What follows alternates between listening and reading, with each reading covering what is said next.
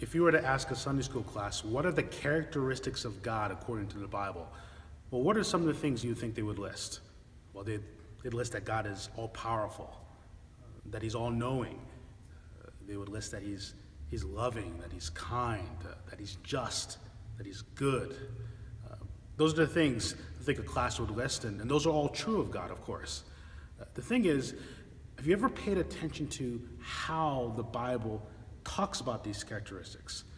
Maybe the particular way in which the Bible emphasizes certain characteristics of God.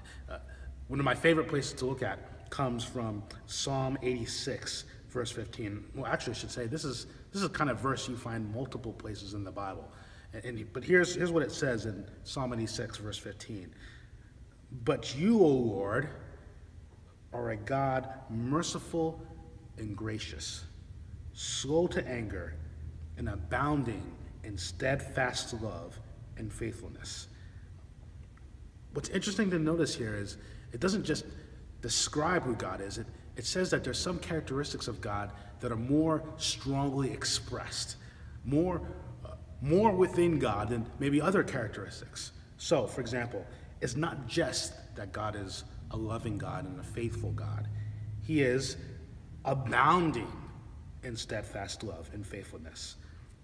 It's not just that God is patient, but it's that he is, you could say, very patient, to the point that, as it says, he's always slow to become angry, and he's not quick to smash us down.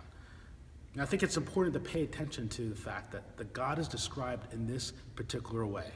Because imagine that God wasn't this way, that there are other characteristics of God that were more dominant, that instead of being slow to anger, he was quick to be angry. That instead of being abounding in steadfast love and faithfulness, he was stingy with his love and his faithfulness. Imagine a God like that. Imagine a God in which you woke up in the morning and you didn't know what to expect, that you might cross the street in the wrong way. You might not pay enough attention to him in prayer. And then God was quick to respond and to respond with an angry temper, to smash you down, that he was stingy in showing love and grace towards you. But that's not the God we have. We have a God who abounds in showing steadfast, committed love, who's full of faithfulness, so much so you could say that that's the dominant way in which he leans forward towards humanity.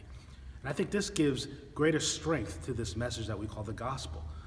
So think about it. How can we be assured, how can you be assured that your sins are forgiven? That when you believe in Jesus, the debt has been paid, that you're accepted by God and in a relationship with him that will never, ever go away? How can you be sure of that?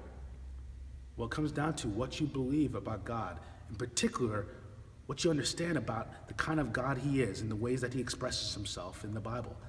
That the more we understand and believe that this is a God who is abundant in his love and his grace, who wants to be patient. In fact, that's a dominant characteristic within God.